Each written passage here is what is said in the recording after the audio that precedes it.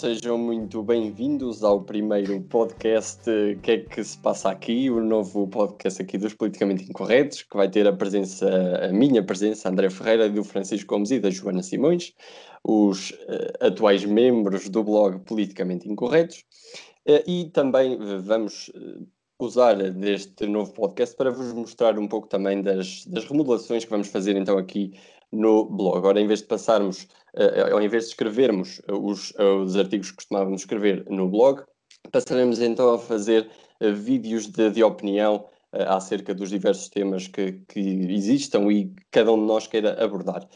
Neste podcast vai ser também um pouco diferente do outro podcast que temos também aqui nos Politicamente Incorretos, do Liberdade de Expressão. Vai ser um podcast mais virado para assuntos mais globais, para temas mais sobre a sociedade, entre outras coisas, mas um pouco mais globais. E o foco do nosso primeiro podcast, do podcast de hoje, como nós somos também alunos, estamos na fase do ser e deixar de ser alunos de comunicação social, decidimos então abordar para este primeiro podcast os mídia e como é que eles estão a funcionar a nível nacional e global. E acho que vos posso então colocar a questão de qual é que é a vossa opinião, o que é que vocês acham de como os mídias estão a trabalhar agora, neste momento. A questão, lá está, a questão é que esta análise dos média é muito interessante fazermos nesta altura, porque estamos numa altura que nunca se viu em nenhuma parte da sociedade, principalmente nos média. Pela primeira vez, desde há muito tempo, provavelmente a única coisa comparável com isso terá sido durante as duas guerras mundiais, que os média assumem uma importância central no contexto da comunicação de crise, acima de tudo nesta altura. E se eu agora vou passar a analisar principalmente este período de quarentena, eu acho que na sua grande maioria tem suportado de uma forma até que exemplar. Houve um ou outro caso de comportamentos errados, acima de tudo acidentais, por exemplo, o caso da notícia falsa da SIC, entre outros. Acho que houve outros que também se aproveitaram destes, principalmente os tabloides, aproveitaram-se disto para fazer aquela sua forma de comunicação tão conhecida e absolutamente inacreditável. Lembro da famosa frase ou da famosa expressão vírus da China, que é uma expressão que, enfim, se eu dissesse aqui o que eu penso verdadeiramente dessa expressão, o senhor YouTube dava cabo aqui da nossa monetização e bloqueava-nos o canal e não sei mais o quê, mas sim, passando à análise principalmente deste último período, eu acho que os médias têm tido um comportamento bastante exemplar e provaram a questão da sua importância na sociedade. Acho que, a seguir a este período, acho que os médias podem acabar por sair reforçados, porque vínhamos vendo nos últimos anos um grande crescimento da sua força, uma grande descredibilização deles, a questão de uma possível viabilização da opinião para um dos lados, principalmente para um dos espectros políticos, acima de tudo isso, em relação a favoritismos clubísticos, entre uma série de outras coisas. E numa altura em que nós entramos neste caso da pandemia, neste caso da quarentena, os médias assumiram aqui uma posição de destaque, de comunicação e de filtragem daquilo que são as informações que saem diariamente aos milhares. Foi necessário os médias para filtrarem essa informação e que essa informação chegasse ao público não da forma em bruto como tinha saído das diversas agências, porque também é impossível fazer isso, e filtrá-la de forma a ela chegar ao público de uma forma muito mais resumida, apenas aquilo que o público necessita de saber, ou seja, os aspectos mais técnicos o público não precisa de saber. Se quiser se interessar, pode investigar sobre isso. Mas, acima de tudo, aquilo que é mais importante, o uso de máscaras, os comportamentos a ter, etc., tem sido muito bem. Basicamente tudo que era divulgado também pela DGS ou pelo Ministério da Saúde. Sim, fazer essa filtragem e fazer aquele assumir de... Porque o que nós temos visto é que é certo que não tem havido outros temas, mas todos os órgãos de comunicação social em Portugal entram em direto ao mesmo tempo quando há a conferência da DGS. E isso isso provavelmente aconteceria, mas se calhar com uma frequência tão grande de conferências de imprensa, provavelmente não acontecia. Viu-se, por exemplo, fazendo aqui o paralelismo com Bruno Carvalho, nas últimas conferências de imprensa de Bruno Carvalho como presidente do Sporting, havia canais que começavam a ter a conferência de imprensa e a meio deixavam o Bruno Carvalho a falar sozinho e a mostrar, iam repor as Chiquititas, ou o Floribel, ou qualquer coisa que fosse, para não darem a mostrar, e neste caso não. Por isso eu acho que, e a minha opinião, resumindo sobre os médias, acho que os médias cada vez mais estão a assumir, e esta pandemia é um bocado esquisito o que eu vou dizer, mas se houve algum fator, algum aspecto da sociedade que pode ter sido reforçado e que vai ser reforçado, acho que é os médias, porque acho que a maior parte da população percebeu a importância que eles realmente têm, ao contrário daquela antiga disputa. Eu acho que nós daqui a um bocado podemos voltar a isso, se eles têm ou uma queda para algum lado político, entre outros. Então, indo um bocadinho ao encontro daquilo que o Francisco disse, eu também acho que os mídias estão a fazer um bom trabalho, especialmente na divulgação das medidas para a população no combate à Covid, e até mesmo nas próprias medidas que o governo tem vindo a apresentar. Não há aquele sensacionalismo a que estamos habituados em, por exemplo, outros temas ou outros assuntos.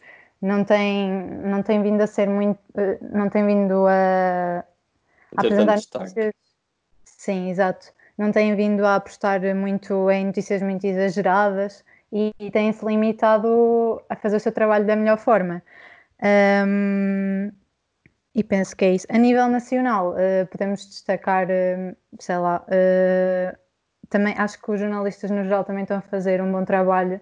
É o caso dos Estados Unidos, apesar de haver, pronto, líderes como o Trump que podem não estar a contribuir da melhor forma para ajudar também os jornalistas a fazer o seu trabalho e a apresentar o que se passa no país e como estão a lidar com a situação.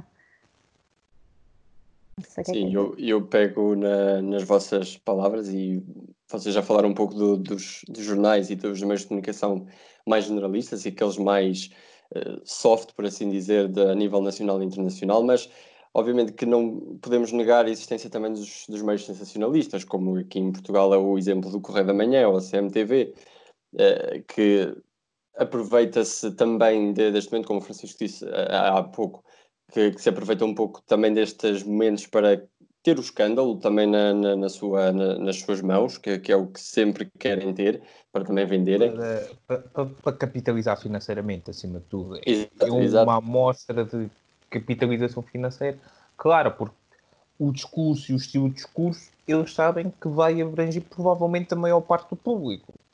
Sim, é uma espécie de discurso populista, como nós estamos a apanhar por muitos políticos e não só, comentadores também que estamos vindo a apanhar ao longo destes anos, destes tempos, e esse lado populista é um bocado que me está a assustar, mas não vamos falar disso neste podcast.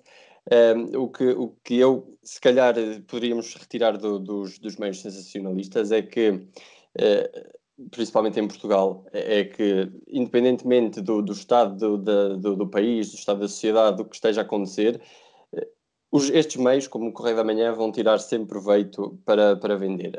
Há de apanhar sempre alguma polémica, tendo a ver com a Covid ou com outro tipo de problema que exista, e isso é o que está também a empobrecer o jornalismo em Portugal. Nós, sendo estudantes jornalistas, já temos um pouco de um olhar diferente para todos os meios, tanto é que eu aqui em casa já não se vê CMTV, já nem deixo ver em CMTV, muito menos nunca comprei nenhum jornal ligado ao Grupo Cofina, porque simplesmente o jornalismo é bastante mau, para não dizer outras palavras, é bastante errado. O único que ainda era mais ou menos era o Record, mas nos últimos tempos... Sim, eu ainda comprei o Record há algum tempo, mas de algum tempo para cá também já deixei de comprar porque aquilo, minha Nossa Senhora. Mas o que está a salvar ainda são os meios generalistas, mas já temos vindo também a ver, e também já falámos nisso, o Jornal de Notícias, que antes era um jornal bastante conceituado e bastante generalista, está a acabar por se virar mais para o escândalo, como também já podemos ver em muitas das nossas aulas, das cadeiras do nosso curso, E também me está a dar a impressão de que a TVI está a passar pelo mesmo trajeto, está a virar-se mais para o escândalo. Não estou a falar em reality shows, mesmo jornalismo dito, está a virar-se também um bocado para o escândalo. E eu acho que muitas das pessoas que estão a consumir este tipo de produto e consomem ao longo dos anos não notam esta passagem do generalista para o sensacionalista. Isso pode acabar também por mudar muitas opiniões sem as pessoas darem conta. Isto também, obviamente, vou pegar nas palavras da TV, não é só o Norte, obviamente, o nosso país não é muito letrado a nível de educação, nós não somos muito, nós não temos muita escolaridade ainda, infelizmente, obviamente que podemos e temos de começar a investir mais nela. Obviamente os nossos jovens não se interessam muito também pela escolaridade e isso acaba por prejudicar um pouco também a nossa sociedade. Porque, atenção, desculpa te interromper, nós aqui, quando tu falas em escolaridade, não estás a falar na escolaridade vertente educacional, estás a falar na vertente educacional, não estás a falar na vertente de ter ou não ter andado na escola, é a parte do desenvolvimento do espírito crítico. Exato. Sim, mais nesse lado que eu não quero virar a TV agora, é mais sim para a parte do espírito crítico, porque as pessoas acabam por também não perceber algumas passagens estreitas, que elas existem e nós demos conta delas, e poucas pessoas no nosso país dão conta delas, tanto é que a CMTV é o canal de informação mais visto do cabo e isso assusta-me imenso. E o jornal impresso é o mais vendido. E o jornal impresso é o mais vendido, exatamente. Isso assusta-me imenso ver o discurso sensacionalista estar a passar a ser foco de muitos jornais que antes eram, e muitos meios que antes eram generalistas, como a TVI ou o Jornal de Notícias, que me lembro desses exemplos agora. Sim, fala. Pegando agora, desculpa Joana, mas pegando agora na parte da TVI, tens notado isso? A TVI aconteceu, eu vi ontem, ou seja, não sei quando é que isto, provavelmente terá acontecido ontem de manhã, terá ido ao ar ontem de manhã, uma peça jornalística no Você na TV. Eles mostraram as filmagens daquele rapper que morreu, eles estavam no sítio onde ele foi raptado. Estava lá eles e uma equipa de outro canal de televisão tinha um microfone vermelho. Podia ser CMTV ou SIC, não sei. Eu só vi o microfone. Sei que a jornalista estava lá a iniciar, a fazer aquela reportagem, aquela peça que eles normalmente passam antes da crónica criminal, e quem estava em estúdio com o Goixa disse que ia lançar uma parte que não estava na peça, mas que ele achava que era importante ser denunciada e ser dita. Aquilo avança e, na verdade, o que acontece é que existe um jovem que lá está, que começa a agredir de certa forma os jornalistas. Não é uma agressão daquela agressão bárbara, ele empurra os dois câmaras em relação à jornalista que está a apresentar, não sei, porque ele ao empurrar a câmara aquilo começa a passar para trás e eles cortam depois a imagem mais à frente, eles cortam a peça mais à frente. A minha questão pressupõe-se aí, até que ponto, e também pega assim, até que ponto é que é que não é também, de certa forma, culpa do público o facto de, se calhar, estar a ficar um bocadinho menos tolerante àquelas peças que sempre foram feitas. Até que ponto é que o público também não está a ficar um bocadinho menos tolerante e que essa falta de espírito crítico também não percebe que o facto de um jornalista estar lá, apesar de ser condenado de muitas formas deontológicas, o facto de eles não perceberem que aquele jornalista que lá está, ou aquela pessoa que lá está, não está no seguimento de um contexto de informação, mas sim num contexto de entretenimento, até que ponto é que isso também não pode prejudicar e também não está a prejudicar a imagem dos mídias? Ou seja, basicamente o que eu estou a perguntar é essa linha entre o entretenimento e o jornalismo, essa linha entre o que é sensacionalismo e o que é informação nua e crua, até que ponto é que não é culpa do público também, de certa forma, não perceber isso? Eu ia falar ainda da cena de há bocado que o André estava a falar, por isso, se tiverem alguma coisa a dizer sobre isso, que o Francisco disse. Mas espera aí, qual é a tua pergunta, Francisco? É que, repara, o público, ou seja, tu não pode ser, os médias também têm culpa porque não deixam muitas vezes claro aquilo que é entretenimento e informação. Sim. Ou aquilo que é sensacionalismo e a verdade não é crua, eles nunca vão assumir que são sensacionalistas, mas pronto. Até que ponto é que, pegando aquilo que tu estavas a dizer, o público também não tem culpa disso, ou seja, o público também não se procura informar. não acham que o público também devia olhar para os meios de comunicação, para os médias, e perceber que uma coisa é o que aparece no programa do Goixa, outra coisa é o que aparece no jornal da Uma, outra coisa é o que aparece no... Isto é de usar com quem trabalha. Até que ponto é que o próprio público não tem culpa disso? E não é só a falta de formação, é uma certa divisão que está a acontecer, um certo extremado de posições. Sim, eu acho que isso vai muito ao encontro do que estávamos a dizer há pouco, do espírito crítico, ou da falta de existência ou da pouca existência dele, e também pelo facto de quando, por exemplo, nós somos apresentados a esses spots de jornalismo, ou, entre aspas, de informação, da crónica criminal ou de outros meios, por exemplo, no Isto é Gozar com Quem Trabalha, não há diretamente isso, não está explícito essa separação de que, olha, isto é entretenimento e isto é informação. Mais para a parte, obviamente, das crónicas criminais e do Jornal da Uma, por exemplo. Mas é óbvio que o público em si espera sempre que lhe seja dito tudo quando está a ver os programas, quando está a ver as informações. E o facto de não existir é capaz de ser essa uma das causas também de que o público não está a saber separar o que é entretenimento e o que é informação. Mas, obviamente, que a culpa também não é só do público, também é por parte dos canais e de quem cria os programas, porque nós temos as crónicas criminais e aqueles repórteres que vão para o exterior falar com as pessoas e falar sobre esses casos, acabam também por se dizer a eles próprios como jornalistas. Isso acaba também por confundir um bocado as pessoas, porque aquele é um repórter, não é um jornalista, que nós já falámos também bastante disso nas nossas aulas. Aquela pessoa está a fazer uma reportagem para um programa de entretenimento.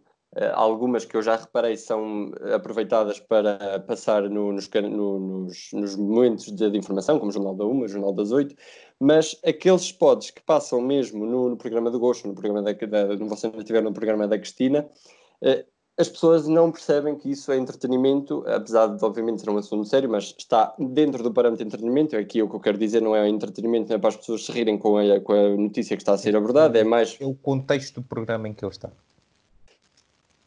Exato, no programa em questão é um programa de entretenimento, ou seja, aquilo não é um caráter tão sério, é mais para demonstrar às pessoas o caso que aconteceu, para que depois os comentadores, claro, costumam estar comentarem sobre aquele caso. E muitas vezes as pessoas, pela falta também do caráter crítico, acabam por não perceber que aquilo está dentro de um programa de entretenimento e deve ser mantido dentro de um programa de entretenimento, e as pessoas acabam por levar isso de modo sério. Esses episódios, esses momentos, como já tivemos inúmeros, não é? Como aquele senhor que dizia que informação dramática, acabam por ser tomados como informação de jornal e não o são. São apenas uma entrevista, que poderia ter sido feita por um jornalista, obviamente, mas isso seria então transmitido num espaço jornalístico, mas naquele momento foi feito por um repórter e um repórter de programa de entretenimento, devo dizer, a repetir, obviamente, e as pessoas têm de começar também a saber separar esses momentos de entretenimento, aqui volto a repetir que é um entretenimento por ser dentro de um programa de entretenimento, e um momento jornalístico. Sim, Joana, vamos voltar um bocadinho atrás, se calhar. É que não vamos esquecer do que ia dizer. Pegando um bocado no que vocês já disseram, eu acho que é mesmo a falta de literacia mediática que existe em geral na população. Nós, sendo alunos de comunicação social, pronto, sabemos as dificuldades e os problemas que existem no mundo do jornalismo. No entanto, as pessoas não têm, como é que é dizer, não têm aquele espírito crítico e aquela vontade, digamos, de questionar as coisas, limitam-se apenas a consumir sem questionar, sem procurar fundamentos. Até que, deixa-me interromper-te, as pessoas só consomem aquilo que é mais rápido de ler. Por exemplo, comprar um público, um expresso, eles não compram, optam pelo Correio da Manhã, que é o que escreve sempre menos. Por isso é que também é o líder de vendas. Exatamente. Eu penso que as pessoas, como é tudo muito rápido, existe uma grande velocidade na divulgação de notícias, as pessoas não se preocupam em pesquisar e em procurar e em ler coisas mais complexas. Querem tudo que seja simples, tudo que seja rápido, e é isso que os meios, principalmente sensacionalistas, pretendem, é vender, é gerar lucro, e por isso vendem para as pessoas que procuram isso. Eu penso que isso é um aspecto a combater, e devemos incentivar o consumo a essas notícias portanto, mais completas Mais sérias. e mais sérias, exato, e que lá está, e dar atenção aos meios considerados mais sérios, apesar de sabermos que isso é complicado, porque o sensacionalismo, não é? É o que vende. O sensacionalismo vem também pelo que temos vindo a dizer, a falta de tempo também para as pessoas que têm de ler, que têm para ler, e também pelo facto de o jornal ir de encontro ao que o público quer. Isso também pesa muito, depois acaba por, na escolha do que as pessoas compram, e o Correio da Manhã, obviamente, é perito nisso, em todos os meios que tem, CMTV, Correio da Manhã, Record, entre outros. Pegam naquilo que as pessoas querem ler, querem ouvir, que é a polémica, porque nós vemos. Eu agora vou pegar no caso dos reality shows. Os reality shows já estão mais que batidos, na minha opinião, é que já estão mais que batidos, já não interessam a ninguém, nem ao Menino Jesus. E o que tem vindo a acontecer é que eles têm vindo a ser bastante vistos e têm mantido audiências bastante enormes, e acaba por ser, não sendo um meio de informação, um mídia de informação, acaba por ser comparável os reality shows ao sensacionalismo, que são o que vende mais. E isso, obviamente, que, como estavas a dizer, as pessoas têm que começar a aprender a separar a informação e a analisar a informação mais importante, porque não são, por exemplo, a vida do Cristiano Ronaldo que nos vai salvar esta pandemia. Portanto, temos também de ter um bocado de noção sobre os temas que temos de ler. Podemos querer ler pouco, sim, mas eu acho que se passarmos a ler, às vezes nos primeiros parágrafos das notícias de um público, de um expresso, acabam por ter lá as informações bastante sintetizadas. Portanto, acabarmos por ler mais estas informações sérias e mais trabalhadas, que também têm mais estudo, mais trabalho de campo por parte dos jornalistas, em vez das notícias, e que muitas vezes já vimos, o Correio da Manhã publica e depois aquilo é mentira. Depois nunca vem ao público dizer que aquilo estava errado. Não, a culpa foi da fonte e nunca foi deles. E isso também é um bocado... as pessoas depois também nunca percebem que o erro é do Correio da Manhã e acabam por acreditar sempre que eles são muito certinhos, tudo o que divulgam está correto, e isso obviamente está mal. Exato, e eu também penso que é por causa disso, ou seja, o facto das pessoas consumirem mais esse tipo de notícias mais básicas e mais sensacionalistas, que existe uma falta de conhecimento nas várias vertentes da nossa sociedade. Por exemplo, as pessoas não se interessam tanto por política ou por economia, precisamente porque não pesquisam, não se interessam em saber. E eu acho que isso é muito mau, não é? Para o avanço e para nos desenvolvermos enquanto sociedade.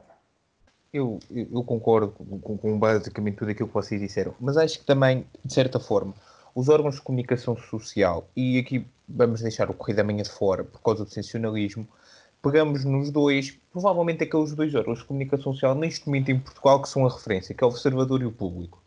Provavelmente são estes os dois grandes órgãos de comunicação social em Portugal, nesta altura, ou pelo menos os dois mais confiáveis, de forma mais ou menos unânime. A questão é, esses órgãos de comunicação social também, de certa maneira, não têm culpa na forma como se comunicam. Eu percebo o facto de eles se quererem mostrar como jornais de referência. Aqui, se calhar, um bocadinho mais o público, o observador fica ali um bocadinho mais no meio caminho.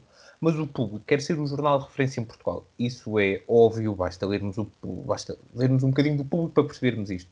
A linguagem que ele usa, o facto de ele muitas vezes ser excessivamente técnico. Ok, eu preciso de usar os parâmetros técnicos, mas o facto de não os explicar, o facto de ser demasiado grotesco, não na má acessão da palavra, da forma dura, por assim dizer, como transmite a informação, o público também não tem alguma culpa em relação a isso, porque se tu ao fazeres isso, tu vais obrigatoriamente diminuir o teu público, porque nem toda a gente sabe diversos termos técnicos de economia.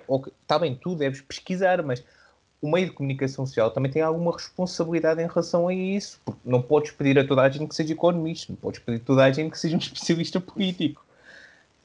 E o facto de ver jornais como o Público são jornais que, por exemplo, no caso do Covid, o Público tem tido um comportamento exemplar, a verdade é essa. Baixou sem dúvida esta crítica, entre aspas, que eu lhe estou a fazer do parâmetro da linguagem, o Público baixou o seu parâmetro de linguagem. A questão é que o facto também de transmitir esta informação de forma muito rígida, muito protocolar, muito formal, a palavra que me estava a faltar, muito formal, também não afasta o público, principalmente o público mais jovem. Porque, sim, deve-se transmitir as coisas de forma séria, mas nem sempre a forma séria é a forma formal. Eles podiam, de certa forma, tentar melhorar a sua linguagem para se aproximar do público. Não ser aquele caso rasco do Correio da Manhã, porque também há limites, mas mesmo assim, o Correio da Manhã, se tirarmos o aspecto, e aqui pagando isto, se tirarmos o aspecto sensacionalista da notícia e pegarmos no estilo de linguagem, se calhar o Correio da Manhã faz mais pelo público jovem que se interessa por notícias do que o público, porque explica as coisas, é mais simples, não tenta pormenorizar tanto. E eu acho que se calhar esse aspecto, os meios ditos de referência também têm um bocadinho de culpa, porque também podiam tentar facilitar o acesso em termos de linguagem ao público, mais geral. Antes de dar a palavra à Joana, também não será pela falta de cultura geral que nós, público, leitores, temos, que também nos pode não fazer escolher o público jornal, porque obviamente que nós, lá está, voltamos à questão da falta da literacia e da literacia, não, da literacia e de não sermos tão letrados, acaba por também nos fazer afastar um pouco do público jornal e a juntar-nos mais ao Correio da Manhã jornal. Ou seja, nós não temos tanta cultura já ali, e obviamente que eu, se calhar, agora analisando aqui na minha cabeça, eu se calhar vejo o público a ser mais lido por pessoas mais jovens, que são as que acabaram de sair, por exemplo, das universidades, que têm trabalhos pronto, que estão neste momento mais presentes no mercado de trabalho e nestes setores economistas. Sim, eu acho isso, mas lá está, é tal que tu estás a setorizar o teu público. O Correio, é isso que eu estou a dizer, ou seja, eu quando falo em público mais jovem, falo no público, por exemplo, nós que vamos sair agora da universidade, ou que vai sair agora da universidade, não pode, eu quando falo neste tipo de público, falo no público que está a sair agora da escola secundária. Sim. Do público mais jovem. Porque tu não podes fazer informação só pensar, ou a malta que vai entrar para o secundário, tu não podes fazer informação só pensar na malta que tem mais de 18 anos, ou a malta que tem 25 anos e vai começar no mundo de trabalho. Tu, se queres informar o teu público, tu tens uma série para trás que também tens que informar. E se calhar alguém que está no secundário interessa-se mais por uma notícia do Correio da Manhã, porque é mais simples, mais fácil em termos de linguagem, do que por uma notícia do público. E também, o facto da cultura geral, eu concordo contigo, mas acho que também o jornal tem que perceber olhar para o próprio país e não só no ponto de vista da escolaridade. Portugal é um país envelhecido. Sim, eu concordo isso contigo também quanto entra isso. Bastante nesse aspecto. Eu concordo contigo quando tu dizes que o público falha em não explicar alguns termos. Obviamente que há uns que são simples, de cultura geral, mas falha depois na explicação de outros. Eu aí concordo. Mas acho que também tu deves concordar comigo que pessoas que eu sei que o público e todos os jornais devem escrever para todo o tipo de público, por exemplo, desde os 5 anos ou desde os 6 que começamos a ler até aos 100, mas a verdade seja dita, e nós sabemos disso, que o público com menos de 18 anos muito dificilmente vai ler um jornal. Sim, mas já está. A questão é, muito dificilmente vai ler um jornal, se calhar porque o único ponto que ele tem é o Correio da Manhã e houve toda a gente a gozar com ele. Se aparecesse um jornal como o Público, que é um jornal de referência, que conseguisse olhar para esse público, conseguisse comunicar-se com esse público, até podiam criar uma espécie de segundo jornal, como a visão risco ou visão júnior. Ou seja, vamos criar um jornal, vamos criar um posto que não tenta comunicar com o nosso público habitual, tenta comunicar com um público mais jovem, porque o público, em relação ao Covid, nós tivemos que fazer um trabalho, tivemos que analisar a notícia do público. O público tem uma comunicação exemplar. E eu acredito que se o público tivesse aquela comunicação, aquele estilo de comunicação, e quando eu falo de comunicação, falo na linguagem, nas palavras usadas, para o resto, o público seria, sem dúvida, provavelmente um dos jornais mais vendidos em Portugal. Sim. Conseguir aproveitar o Correio da Manhã é difícil porque é competição com o sensacionalismo. Sim. Mas não ficava na posição onde está. Porque tu tens ali um jornal que é respeitado e que tem uma linguagem acessível. Eu acho que neste momento em Portugal e o público, como país, sofre um bocadinho ainda daquela nossa parolice, de sermos os tipos fecholas da União Europeia, o Zé da Tasca da União Europeia, que é alguém que usa a palavra inusitado e o gajo diz, isto é doutora. Ou seja, ainda sofremos um bocadinho muito disso, de que uma linguagem mais difícil quer dizer que está melhor escrito ou está melhor explicado. Não é isso.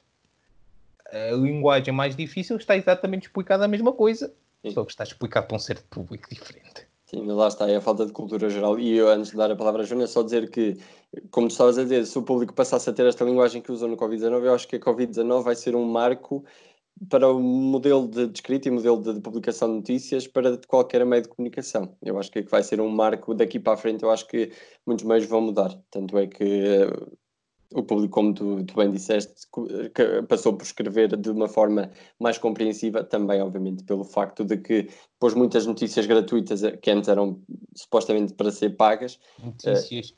Notícias sobre o Covid estão gratuitas todas. Sim, todas. Exatamente por isso, e também a sua explicação é bastante mais simples para todo o público conseguir perceber. Sim, eu acho que vocês já disseram praticamente tudo em relação a isso. E pronto, é destacar realmente essa falta de cultura geral que existe na população, na sua generalidade. Claro que há casos particulares, mas também é um bocado isso, o público por ser mais sério, não há tanta gente que consome, mas eu acho que o problema também muitas vezes está no conteúdo das notícias e como é que elas são apresentadas. Eu penso que as pessoas vão adquirir mais o Correio da Manhã devido ao conteúdo. Por exemplo, numa notícia em que haja um assassinato ou qualquer coisa assim, como é mais dramático, dá mais que falar, as pessoas vão sempre ligar mais a isso do que propriamente a temas que interessam realmente, a temas que contribuam para o estado em que está o país. É o tal do interesse público, do interesse do público. Exatamente. Como nós falamos. E há muita gente que não entende essa diferenciação que existe.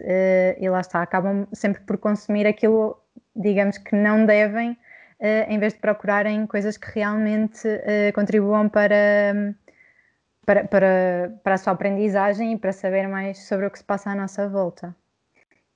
Eu acho que, por exemplo, nós também poderíamos, desculpa Francisco, nós poderíamos também pegar no nosso plano de educação e passar também, num dos anos quaisquer, a acabar por ensinar às crianças e aos alunos as diferenças entre todos os tipos de jornalismo, uma coisa muito básica que nós aprendemos, por exemplo, no primeiro ano, para também podermos perceber e eles também se poderem interessar um pouco mais sobre diferentes jornais, obviamente. Sim, isso estás a dizer, André, podia ser colocado numa cadeira não, numa disciplina que é diferente. Que os jovens agora têm, que se chama cidadania, que é, nós idosos conhecemos como formação cívica, que é mesmo exatamente a mesma coisa, e que poderia ser aí, porque formação cívica, eu não fazia nada, eu não sei se vocês não fazia nada. Sim, eu também não fazia nada. Por que não pegar nessa cadeira e tendo em conta que agora se chama cidadania e não usamos neste ponto de ok, nós temos aqui uma disciplina que vai formar os cidadãos. Tem um plano, mas é para formar cidadãos, porque não lhes explicar isto, porque não lhes mostrar o que é o jornalismo. Eu percebo que não queira haver o Estado não se queira comprometer no sentido de leiam isto órgão de comunicação social e não leiam isto, que eu também não queria. Atenção. Sim, isso também não. Estamos a falar de um aspecto de dizerem a nós, olha o Correio da Manhã que faz isto e olha o Público que faz aquilo, é uma coisa completamente diferente em relação a dizer isso a miúdos. Sim. Também tem que haver isso. Mas ensinar-lhes o estilo de jornalismo, ensinar-lhes que eles não têm, e agora pegando noutro aspecto, em relação às fake news, eles não podem acreditar naquilo que vem para o WhatsApp, naquilo que vem no Twitter, naquilo que vem no Facebook. Pesquisem. O facto de sair no Correio da Manhã não quer dizer que seja verdade. Pesquisem no Público, pesquisem no Observador, pesquisem no JN, DN, etc. Ou na fonte que venha na notícia, sim, que às vezes diz. E qualquer um dos outros façam exatamente a mesma pesquisa, porque o erro pode acontecer. E nós não podemos avaliar uma informação e uma notícia só por um órgão de comunicação social. Por diversas razões. Todos se enganam. Vimos o caso da SIC, que disse e que veio já pedir desculpa. Ou seja, o erro está sempre inerente, porque os órgãos de comunicação social, as notícias são feitas por seres humanos, por isso vai haver erros. Eu vi há tempos alguém a dizer que toda a gente, quem está mais cansado em relação aos robôs e à inteligência artificial, assumir aquilo que os humanos fazem é os jornalistas, porque um jornalista numa inteligência artificial consegue substituir. Porque os parâmetros de escolha são demasiado humanos para conseguir ser substituído. E nós, a olhar para isso, e nós temos que, lógico, formar os jovens no sentido do espírito crítico, e o jornalismo pode assumir aí um papel importante. Não estou a dizer para eles criarem uma disciplina de jornalismo. Não, acho que não há necessidade. Não. Acho que pode ser, em algumas que já existem, que os muitos estão a fazer nada, olhar para ontem, colocar isso. Porque não, em português, que eles aprendem a fazer notícias, fazem uma e não falam isso mais. E falam, eu percebo a importância, mas passam. Estão na escola do 1º ao 12º, passam 13 anos a falar exatamente o mesmo poema do Camões. Ou seja, por que não haver esse contrabalanço? Por que não haver uma escola que não é só ensinar isto? Olha, é assim que se escreve uma notícia. Ensinam mais ou menos. Estes tipos de notícia, de jornais tabloides, jornalistas. Eles fazem isto, eles têm assim, e ensinar aos miúdos a como pesquisar uma notícia, ajudar os miúdos a como se informarem. Eu acho que isso é muito mais importante do que aquilo que tem vindo a ser. Também, logicamente, depois é a tal bola-neve. Os veículos de comunicação social também estão neste momento a seguir aquilo que o público quer, porque eles têm que seguir. Voltando um bocadinho atrás, e já abandonado um bocadinho este tema, aquilo que tu disseste da TVI se estar a tornar um bocadinho mais sensacionalista, eu acho que o que está a acontecer é que Portugal é um país pequeno. Somos um país, de certa forma, permeável, isso é positivo em alguns aspectos, negativo no outro, permeável às influências que vêm de fora, principalmente dos nossos amigos americanos. E o que está a acontecer, eu acho, é que a TVI está a olhar para como se faz a televisão dos Estados Unidos e está a ficar com pânico daquilo que está a acontecer em Portugal. Porque tu vês em Portugal, tu tens as rádios que conseguem mais ou menos manter aquilo que é a sua audiência sempre. Vês e o trabalho que já vem vindo a ser feito já há muitos anos. Vês os jornais impressos a morrerem. Porque, para mim, eu continuo a achar a rádio foi o único dos 3 média tradicionais que se soube adaptar à chegada da internet. Sim. E tens a televisão, a TVI tentou lançar o TV Player para ver se, pelo menos, a parte do entretenimento consegue ali fazer alguma coisa com ela e resulta bem, assim como a RTP fez com a RTP Play, grandes séries até agora. Mas o que acontece é que o canal em si está a perder potência. E onde é que tu tens sítios onde os canais conseguem mais ou menos manter? Nos Estados Unidos. E o pânico chega a esse ponto. Chega ao ponto de tu tens que olhar para aquilo, percebes que tu não és assim tão diferente culturalmente daquele país e tentas adaptar isso, só que Portugal não é um país com costumes um bocadinho diferentes dos Estados Unidos, se calhar não se adapta tão bem. Vai estranhar ao início. São um bocadinho diferentes, Francisco. Sim, no sentido de... Estou a falar em relação à comparação com outros países. Tu és um irmão gêmeo dos Estados Unidos. Tu és permeável a influências americanas. E acho que é isso que acontece. Eu acho que o que está a acontecer está a ser o pânico do crescimento da internet como alternativa que os órgãos de comunicação tradicional, nomeadamente a televisão, nomeadamente este média, não estão a conseguir acompanhar e estão a tentar ajustar para algum lado para ver se acertam. E acho sinceramente que muito da culpa é isso, o facto de tu quereres ser igual ao exterior e não percebes que se calhar tu ganhas mais em ser diferente de tudo aquilo que os outros fazem. Que era o que neste momento que era o que de certa forma acontecia em Portugal, que era a TVI ganhava à SIC, à RTP, e a RTP teve o Daniel Oliveira chegar e modificar a SIC não por ser melhor, por ser diferente. Enquanto a SIC apostava em novelas brasileiras, a TV dizia não, a nossa programação é totalmente novelas portuguesas. E isso, estamos a fugir um bocadinho do aspecto do jornalismo, mas isso também ganha, porque tu estás num canal a ver uma série, começa o jornal, diz o jornal. E quando a SIC começou a fazer a mesma aposta, começou a ganhar. Ou seja, o que acontece aqui é que eu acho que tudo isto aqui, para resumir uma coisa, eu acho que os média portugueses de alguma forma pararam durante muito tempo no tempo, que é uma redundância, Sim. E depois agora que tem que correr atrás do prejuízo, porque houve outros, como por exemplo o Observador, que chegou com uma missão bastante bem feita, bastante bem planeada, é a verdade, de ok, vamos fazer um jornal e temos o plano da rádio, mas vamos deixar o plano da rádio aqui em stand-by, quando for preciso aparecem. Tens o caso do público que está a existir porque a Sonai vai metendo dinheiro, o continente mudou o dinheiro como tudo, por isso deixa estar o público, ao menos olha, pronto, nós somos amigos da informação. Tens o grupo Cofina, que faz dinheiro e que faz dinheiro com o Correio da Manhã, e aquilo é uma máquina que anda bem olhada, e depois tens os outros, tens a SIC, que está agora a começar a aparecer, devagarinho ali, a tentar ver, depois de tentar com a corda na garganta, agora pode ser que aconteça, e tens a TVI, que está completamente desesperada. Está completamente desesperada e eu acho que nesta altura não se pode discutir economicamente, mas nota-se que alguma coisa não está bem, mas o que é que eu faço? A TVI está em pânico, e a partir do momento em que um média entra em pânico, aquilo... A programação muda tudo. E no próprio sentido jornalístico, a pressão aumenta, porque o jornalismo é o que faz menos dinheiro. Sim. A comunicação social, não vamos estar aqui a dizer, é o que faz menos dinheiro. Ninguém quer ouvir esqueci-me José Alberto Carvalho. José Alberto Carvalho, obrigado. Que crime, esqueci-me do nome de José Alberto Carvalho. O José Alberto Carvalho a falar durante 2 horas.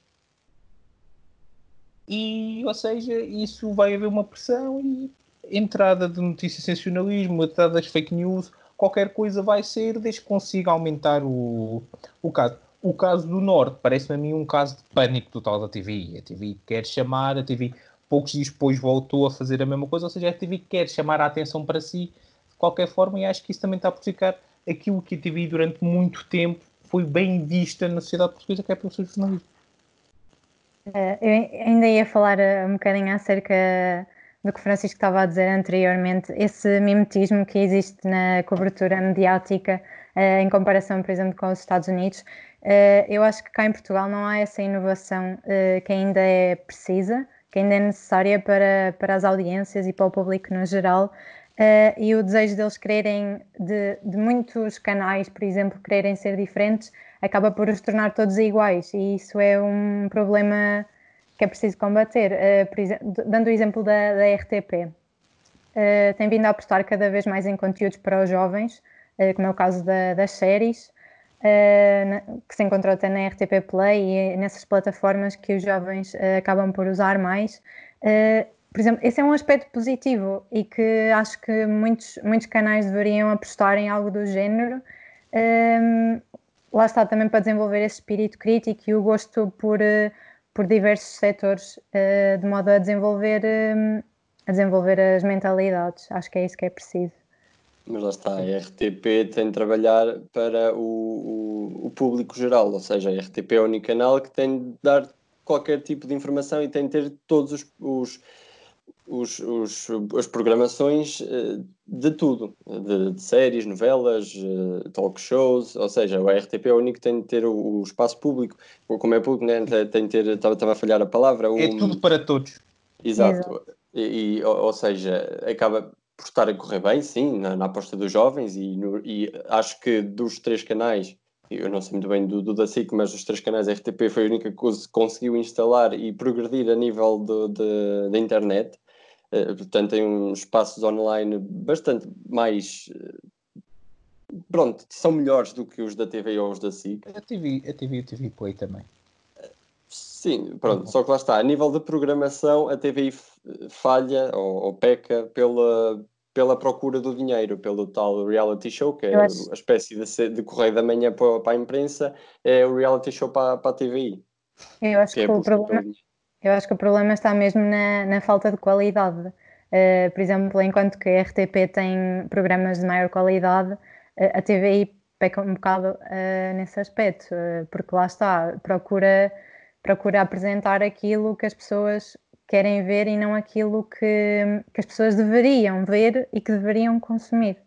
Acho que vai um bocado por aí. E comparando os canais, acho que podemos dizer que a RTP é o público e a TVI é o correio da manhã, basicamente, é isso. Sim, Sim, mas podemos dizer que sim.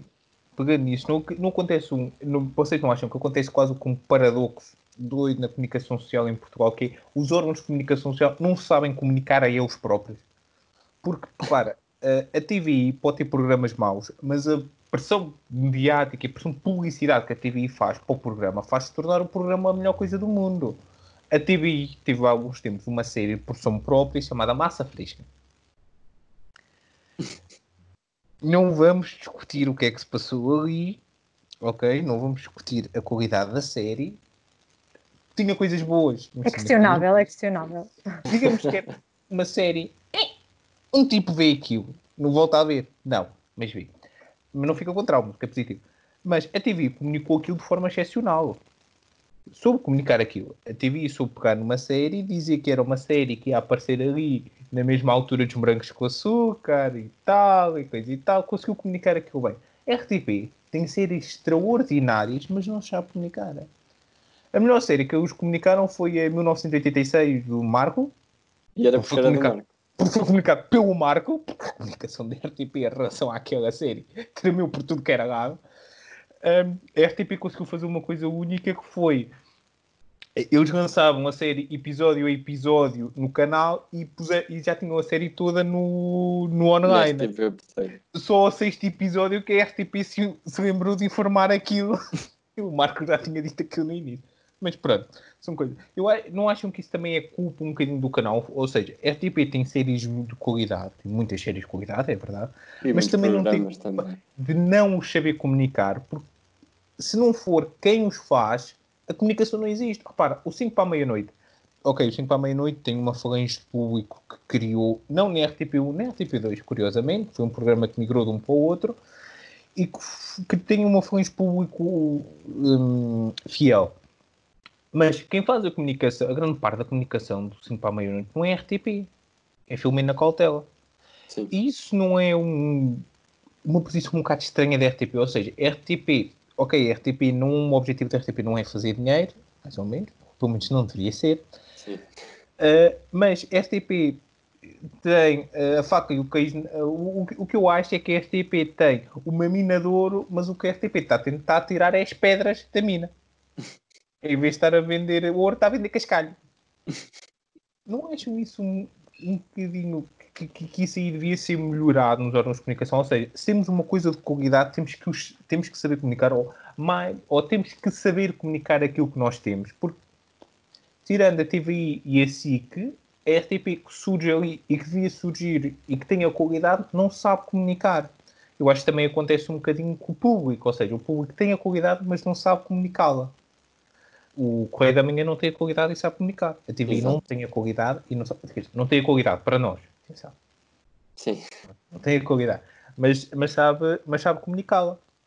Se for ver isto, há muitos poucos órgãos de comunicação em Portugal que efetivamente sabem comunicar. E o que acaba por ser estranho, porque isto aqui é de conhecimento geral. Portugal tem no seu país uma das marcas que melhor comunica no mundo, que é a Prozis.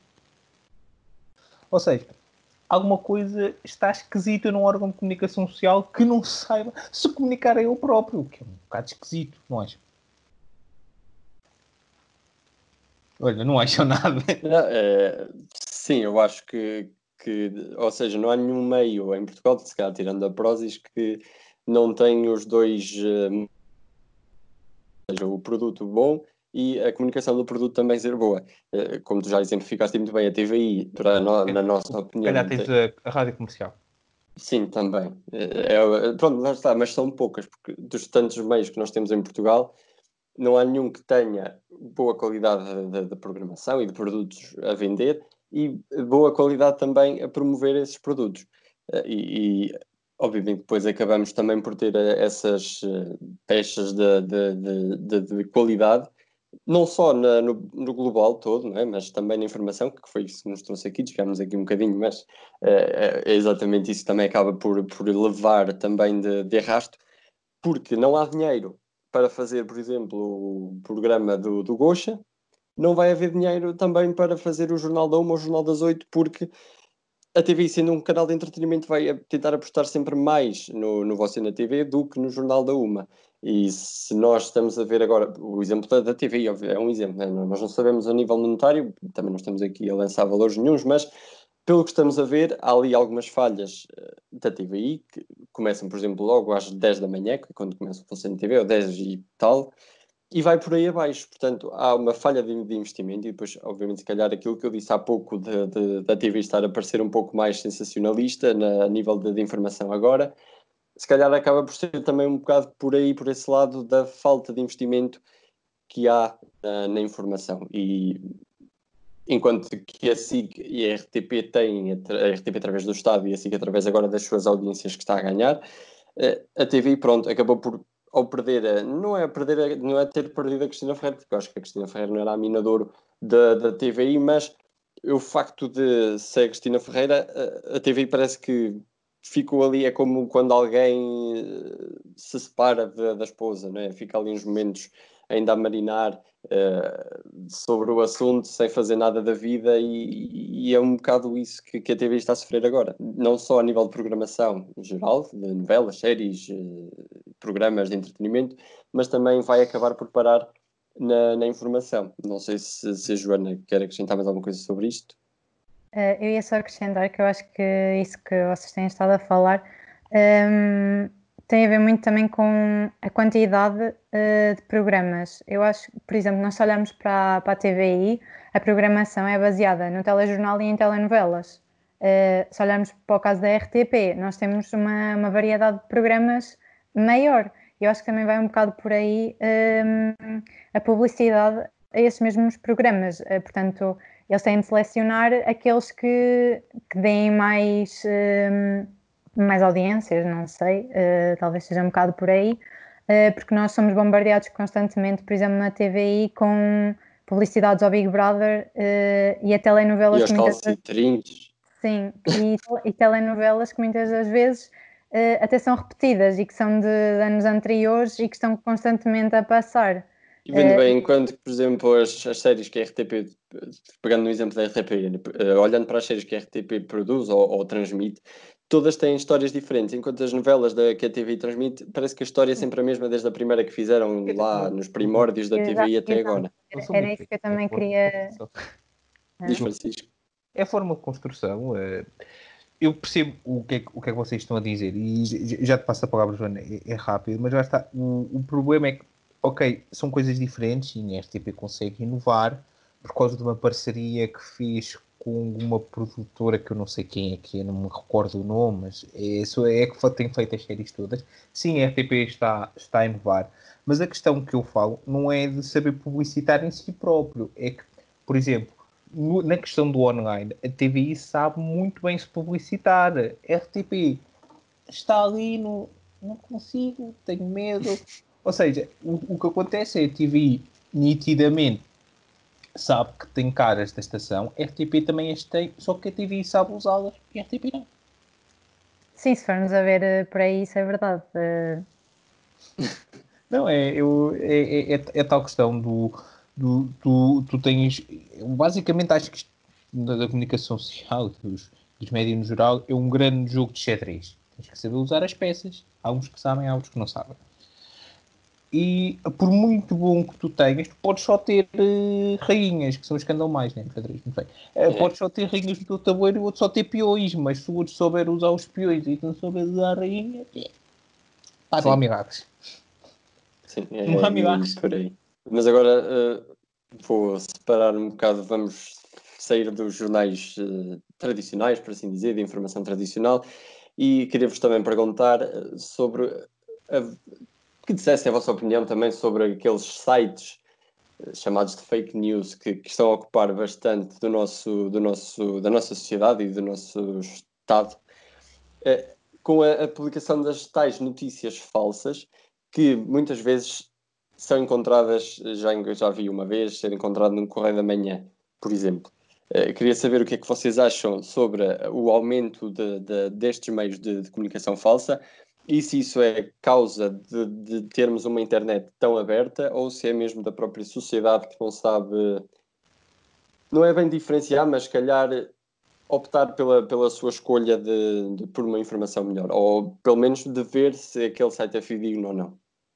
Eu acho que lá está. Vivemos na tal questão do que nós falámos antes, do sermos ainda um bocadinho os tios da tasca da Europa, termos um espírito crítico bastante ainda reduzido enquanto sociedade, ou pelo menos um espírito crítico positivo, porque o português criticar é muito bom, mas termos uma certa falha da tal literacia mediática, porque esses sites são feitos porque a malta... Olha, uma notícia é feita por um jornalista, a malta confia no jornalista. Mas depois não confiam nos jornalistas a sério, não estou para perceber isso. Mas repara, esses sites, muitas vezes, e a tal questão é isso, eu acho que além desta questão do ter a ver com a sociedade, com a falta de espírito crítico da sociedade, tem a ver com o momento em que nós estamos a atravessar um bocadinho politicamente, ou seja, de pegar nos dois casos, Jair Bolsonaro no Brasil e Donald Trump nos Estados Unidos, são casos como como as fake news podem eleger pessoas. Eles foram eleitos através de fake news, as do Bolsonaro, cada uma, é que o Trump ao menos ainda era mais ou menos equilibrado. As do Bolsonaro só faltava dizer que os adversários políticos tinham assassinado uma idosa com uma galinha, que faltava. Mas passando ao caso de Portugal, agora tu estás a ter o crescimento desse extremismo em Portugal, infelizmente. Sim. Ou desse populismo em Portugal. E esses sites fake news, se tu fores ver, estão muito ligados, de certa forma, a alguns desses grupos. Não digo esses grupos parlamentares, não digo isso, atenção, mas digo alguns desses grupos do Facebook, por exemplo, das redes sociais. Ou seja, esses sites ganham potência por isso, porque esses sites fazem a tal notícia que aquele público quer ouvir. E eles sabem disso. E eles ganham com os cliques e eles monetizam-se com os cliques. Eu acho que todos nós temos a responsabilidade disso. Por exemplo, acho que o facto de criar-se uma coisa como o polígrafo é muito boa. Mas acho que também há uma entidade em Portugal que devia tomar atenção a isso em vez de estar a dormir à sombra da banana. E a dar ordens de publicação como órgão de informação a um jornal que faz com que o Correio da Manhã pareça um exemplo de jornalismo mundial e que o código deontológico olhe para o Correio da Manhã e diga: olha, aqui está alguém que me respeita. Enfim, é verdade. Que é a ERC, ou seja, tu tens um órgão, a ERC depois vai dizer: mas na internet como é que nós resolvemos isso? Mas vocês têm responsabilidade sobre isso, porque são vocês que têm que ver isso. Mas também é um paradoxo, porque esses sites não são sites de jornalismo oficial, ou seja... Sim, mas cabe à ERC se assumir em relação a isso e tomar uma posição certa em relação a isso. Porque... Sim, ou seja, divulgar uma lista, como a malta queria uma lista dos pedófilos, era divulgar para a parte da ERC uma lista dos sites a não consultar. Porque não me lixem. Ok, a ERC pode não conseguir ver todos, mas a ERC não consegue ver quais é que são aqueles que mais acessos têm. Então, porque há um estudo sobre isso, consegue ver, que não tem nada a ver com isso, uma pessoa independente consegue ver, e o organismo que tem a obrigação de regular isso não consegue ver, há aqui qualquer coisa que não bate certo. Ou seja, eu acho que esta mescla de culpa, de certa forma, da sociedade e da informação e da formação crítica, a questão do populismo e do crescimento do populismo por causa das tendências dessas notícias e o facto de teres em Portugal um órgão que regular a comunicação social da competência e da proteção civil. Mas agora, por exemplo, temos, antes de dar a palavra à Joana, temos o exemplo do Notícias ao Minuto, que aquilo, para mim, não é um meio de comunicação oficial, mas publica notícias. Ou seja, tu aprovas, Francisco e Joana, também podes responder. Vocês, por exemplo, apoiam a existência desses sites, não sendo oficialmente de jornalismo, mas que divulgam as notícias também? Ou... Notícias ao Minuto é um site jornalista. É, certeza. Sim, eu acho que sim também. Notícias ao Minuto é um site jornalista. Mas pronto, Tem algumas notícias ali um bocadinho esquisitas. Sim, mas então, pegando, tirando o esquisito. exemplo do Notícias ao Minuto, por exemplo, nós temos o nosso blog, mas se não dessemos a nossa opinião, se publicássemos só notícias, vocês aprovariam também a existência de um site tipo isso, deste Mas género? estás a falar que é um site de republicação de notícias, ou seja, a pegar numa notícia de um público, por exemplo, e publicar outra vez? Nós antigamente tínhamos os apresentadores de televisão na RTP, por exemplo, o Júlio Luís Hidro não tem curso de televisão, não havia na altura, tinha o curso de rádio. Por exemplo, do jornalismo popular. Sim, por exemplo, nós irmos para o terreno e tirarmos nós as informações. Eu acho que isso poderia acontecer se acontecesse do género do site do hashtag da comunicação, lá da escola. Ou seja, é um site que não é de jornalismo e não é de jornalismo, ou seja, é um site que não é feito por profissionais de jornalismo, é um site que é feito por pessoas de informação e provavelmente outros cursos também podem lá publicar, mas tem uma ligação a uma instituição que tem responsabilidade sobre isso. E que tem um controle, ou seja, quem está por trás percebe, não é? E tem informação para averiguar se aquelas notícias devem ser publicadas ou não, e se estão escritas e redigidas da melhor forma. Eu acho que também é um bocado por aí. Por exemplo, imagina um grupo de jornal, por exemplo, o Fumaça. Sim.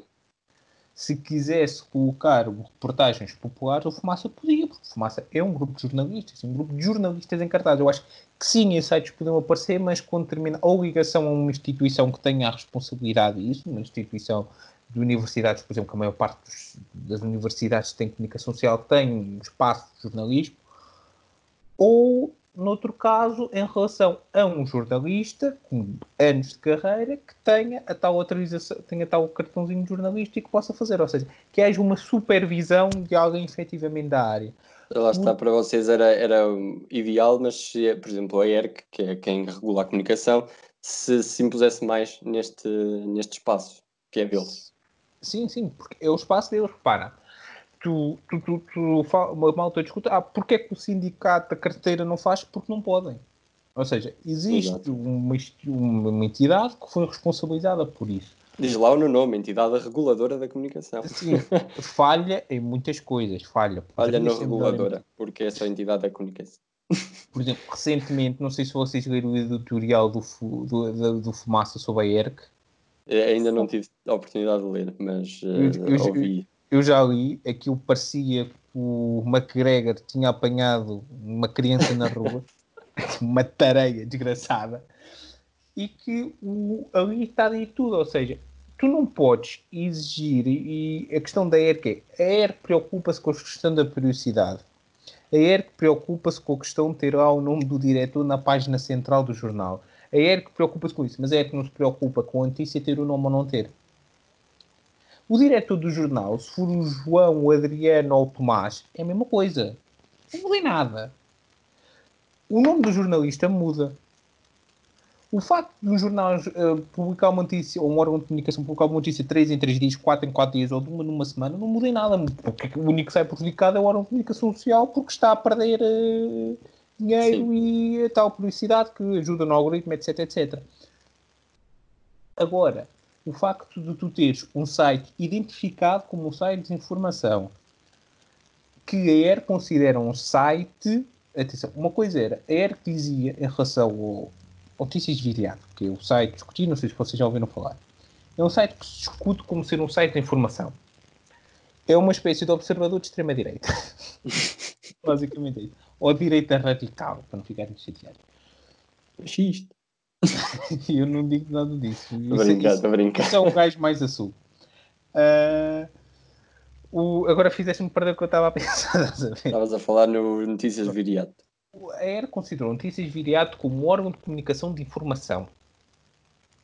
Se a ERC tivesse considerado Notícias Viriato como um órgão de comunicação, Ou seja, um órgão de comunicação dá a entender que pode ser uma questão de opinião. A ERC não estava a falhar, ou seja, eles, fake news que eu vi no espalho, têm as notícias ali um bocadinho mais viradas. encurvadas. Lá está, mas isso também todos têm, não é? No fundo acabam todos por ter uma inclinação. Não, mas lá está, há uns que demonstram mais que outros. Sim, Para claro, uma coisa, também os outros têm um uma bocado. ligeira curva, eles estão deitados. Ok. Então é esse. Ou seja, nitidamente as notícias que eles fazem não são notícias falsas, mas são notícias simpáticas para quem eles gostam e mais brutos para quem não gostam. Eles dizem, ok, isto é um órgão de informação, isto é um órgão de comunicação, é um órgão de comunicação que nós não consideramos de informação, mas consideramos de opinião. Ok, tudo bem, eles consideram, viram, analisaram, tudo bem, mas eles consideram num órgão de informação.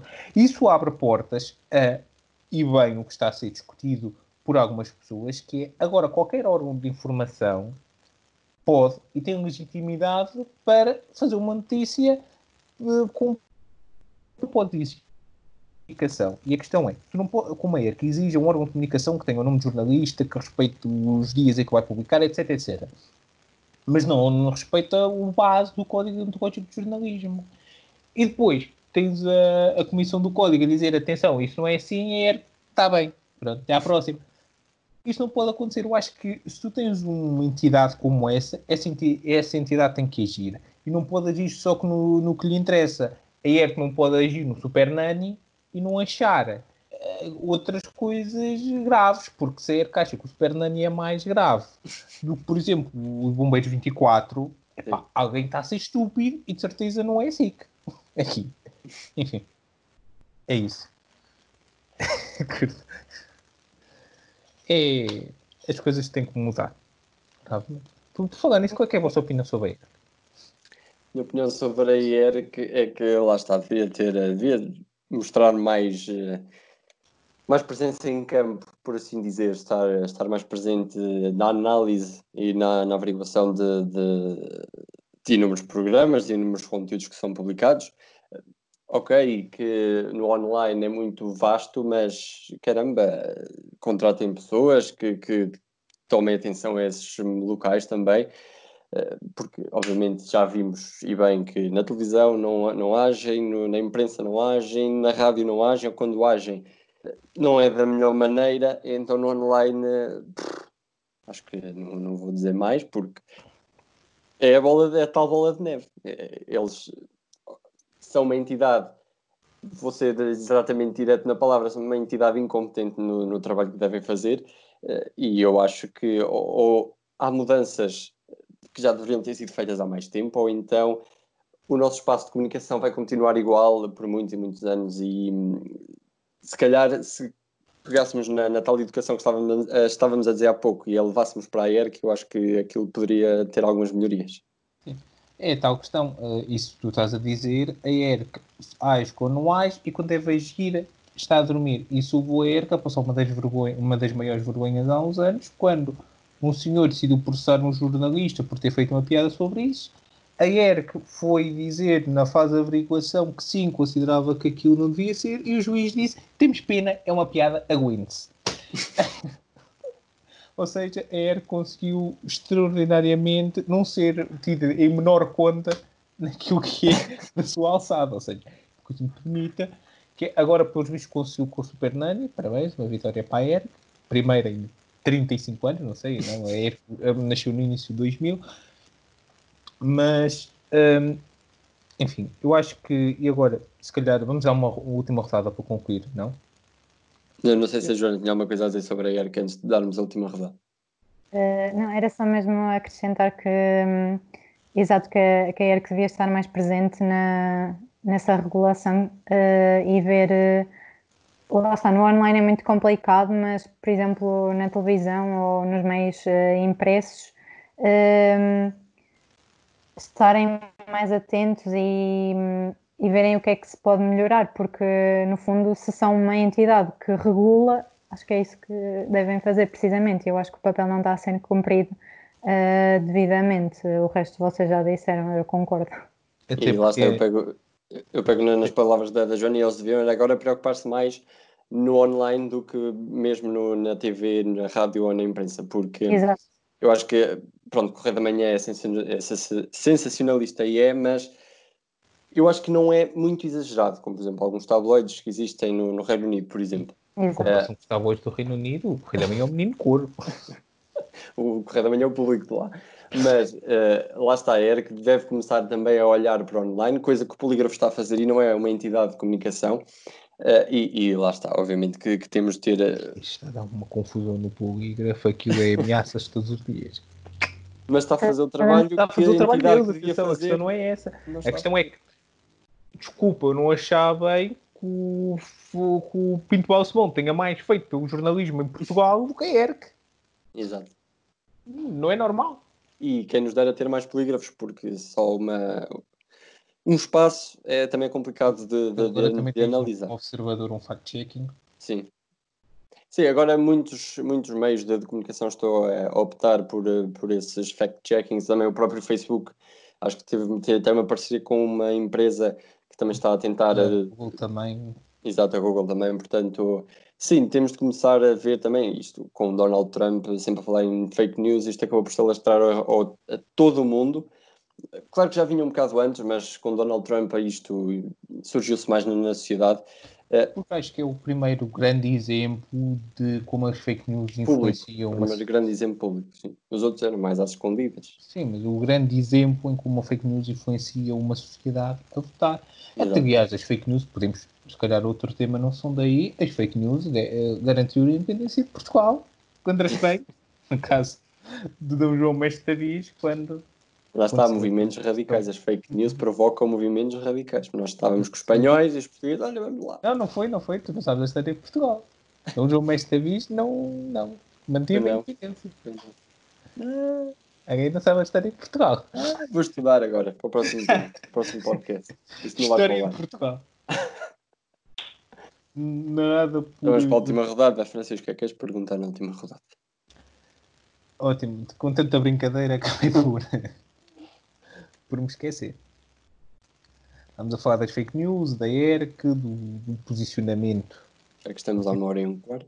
Do Pinto Balsemão ter feito mais pelo jornalismo em Portugal, mas acho que podemos... acabando... agora sim, já pusemos e já passeámos por diversos tópicos dos médias em Portugal. Eu acho que aqui se provou, pelo menos a meu ver, que os médias em Portugal estão ali no limbo entre aquilo que poderiam ser e aquilo que é uma degeneração daquilo que é o seu objetivo. Falámos do caso da TVI, falámos do caso da CMTV, falámos do caso da RTP. Os média conseguiram, em Portugal, acho que nos últimos anos, e agora voltando ao início, que estavam em decréscimo, a pandemia veio de certa forma reforçá-los, veio de certa forma fazer com que eles tomassem um objetivo e dissem que o seu objetivo e que aquilo que é a sua missão começasse a ser cada vez mais sentida por eles próprios. E vemos o caso do público. O público focou-se e cresceu nos últimos anos em relação ao online como um jornal e como um jornal que estava a navegar do impresso para o online de uma forma bastante esquisita, através da sua assinatura. Era o primeiro grande jornal em Portugal que tinha uma assinatura. Tu, para ler do público, tinhas que assinar o público a nível online. O público não disponibilizava a informação gratuita a nível... Disponibilizava um limite de notícias por dia, mas não disponibilizava a informação gratuita como todos os outros. E nesta altura o público olhou e percebeu que havia uma coisa maior do que fazer dinheiro. Havia informação, havia informar o público sobre este caso. E o facto, eu acho que nós, e devemos terminar, e acho que nós, quando isto acabar, isto acalmar, devia haver uma boa navegação, uma boa análise daquilo que foi o comportamento dos mídias neste último caso. E se calhar uma amostra pública daquilo que é que foi. Voltamos ao caso da ERC. A ERC trabalhar realmente. E vamos ver que se calhar o jornal que muita gente considerava ser o chato, o jornal que se calhar muita gente considerava, ou os jornais que muita gente considerava serem os chatos, os jornais que muita gente considerava serem aqueles que não interessam a nada porque eles dão notícias, são muito formais, eles têm muita mania. Foram os jornais em Portugal que realmente se preocuparam com o público, não quiseram saber de fazer dinheiro, não estavam para aí virados, estavam virados em informar o público, em dar ao público aquilo que eu precisava saber naquela altura. A discussão de se deram tudo bem, se deram tudo no timing certo, enfim, nós estamos a falar do século XXI, a informação passa e repassa de uma coisa, às vezes o homem clica no Enter para publicar no jornal e aquilo já está desatualizado, não pode fazer milagres. Ou seja, eu acho que no final disto, e apesar de tudo, um órgão de comunicação social em Portugal, os médias em Portugal podem ser reforçados. Isto é, se souberem usar aquilo que aprenderam nesta altura, souberam olhar para aquilo que aprenderam nesta altura e se conseguirem olhar para si com um espírito crítico. E não só olhar para o outro lado. Por exemplo, agora aquela boca da RTP para a TVI quando houve o caso do Norte. É fixe, a RTP preocupa-se com o Norte. Ok, mas não, estamos a falar do canal estatal que não consegue olhar para si, não consegue olhar para ver que tem uma produção extraordinária e diz que tem uma produção extraordinária, mas para uma pessoa ver e não sabe publicitar-se assim, enquanto os outros que chamam morcões aos do Norte sabem-se publicitar assim. Ou seja, a questão é essa. A questão é que, enquanto os órgãos de comunicação em Portugal não aprenderem aquilo que aconteceu com esta pandemia e não levarem isto a sério, ou seja, não é a pandemia, aquilo que eles aprenderam na forma de comunicação. Sim. E enquanto não olharem para si e não perceberem que têm que fazer, têm que mudar, porque o público o público tem que fazer a sua parte. O público, pessoas que veem. Sim, os leitores. Os leitores. E quem assiste. Isto é espectadores, leitores, ouvintes, enfim. As pessoas. As pessoas. E eles não perceberem que não são só as pessoas que têm que fazer o seu trabalho, mas são eles que têm que fazer o seu trabalho de se aproximar do público, das pessoas.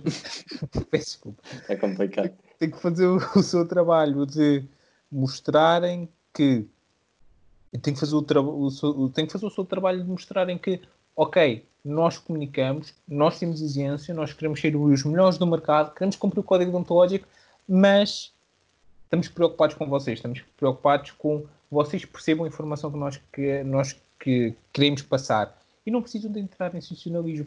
Basta serem mais inteligentes que os outros e basta saberem o que estão a fazer. E é isto, eu acho que tem que mudar, os médias em Portugal vão ter que mudar, não há outra hipótese. Se calhar convinha os médias tradicionais, a imprensa e a televisão, olharem para a rádio. Sim. Que conseguiu manter... E deixar de olhar para os Estados Unidos. Sim, tem que olhar para dentro, porque tu tens neste momento em Portugal a rádio ou as rádios mais ouvidas em Portugal são a internet com uma facilidade extraordinária. Tu tens a Comercial, a RFM e a Mega Hits, provavelmente, como rádios. A Mega Hits um bocadinho mais nicho o público dela. Há mais a Renascença neste contexto. A Renascença também. E a TSF. A TSF um bocadinho mais ou menos, mas a TSF é específica. A TSF é uma rádio noticiosa. Falo das outras, são rádios mais gerais, que falam mais de tudo, que olham para a internet como, ok, nós temos o nosso programa, fazemos a emissão, passa no rádio, mas se calhar se gravarmos isto e metermos isto na internet, fazemos dinheiro com isto. É isto, é inteligência e acima de tudo uma análise própria dos médias que tem que fazer, porque nós podemos analisar os médias, podem analisar os médias 300 mil especialistas, podem analisar a própria ERC pode analisar os médias, se eles não quiserem mudar, não vai a lado nenhum. Sim, eu acho e espero que esta fase da Covid-19 tenha sido um marco também para a mudança dos meios de comunicação em Portugal. Ou pelo menos que a partir daqui, como tu disseste bem, eles consigam olhar para dentro e consigam mudar a sua maneira de comunicação. Eu pelo menos temos visto que alguns meios mantiveram a sua forma de comunicar, mas pronto, lá está, o público jornal acabou por mudar a sua maneira de comunicar também, porque percebeu que as pessoas, os leitores, precisavam disso, porque era uma fase em que não poderíamos estar aqui com recursos financeiros, preocupar-nos com os recursos financeiros, que eu estou gago, e sim, como tu disseste bem, olhar para dentro, ser os mais fiéis também possível à sua linha editorial desde sempre. Não vamos passar a fugir agora da linha editorial. Alguns jornais eu queria que mudasse a linha editorial, mas isso é pedir muito porque nem na Covid mudaram. Estás-me a assinar como é que questão. Cada macaco no seu ar. Exato, e lá está, se não, como tu disse, se não for a própria empresa a olhar para dentro de si e a dizer não, isto tem de mudar, isto muda, isto mantém-se, isto podemos optar por fazer diferente, isto vai manter-se igual, vamos ter a TVI continuar a afundar-se, a SIC a ir para cima, o público a perder leitores, apesar de ser um jornal sério, o Correio da Manhã a ganhar cada vez mais, o Observador a estar ali no online também de uma maneira, ora vai e vem, e a ERC acaba e vai acabar por nunca fazer nada, porque é muito complicado. Quer dizer, não deveria ser complicado para eles, porque nem temos assim tantos meios de comunicação É como... complicado quando não tens vontade de fazer. Sim, mas não existem tantos meios de comunicação como existe na França, Reino Unido. Portanto, até seria mais fácil de analisar. E nós também não temos assim tantos meios tabloidizados. Nós temos os nossos meios generalistas, que até são bastantes, graças a Deus, né, felizmente, que dão as suas informações a nível do melhor nível possível. Temos poucos sensacionalistas, como vemos, e agora era também chegar à parte como falámos há pouco, dos sites que dizem fake news, fazer uma lista deles, principalmente dos principais, né? Fazendo dos principais sites, enumerá-los e publicar uma lista sobre eles, que, olha, estes não leem, e acho que não é preciso fazer uma lista sobre os sites que devem ler. Isto não ganha, não.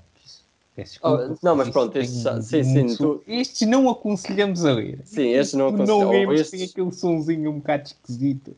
Sim, mas pronto, estes não são informativos, pronto, por assim dizer. Era o que eu queria dizer, mas isto dos nervos falham as palavras.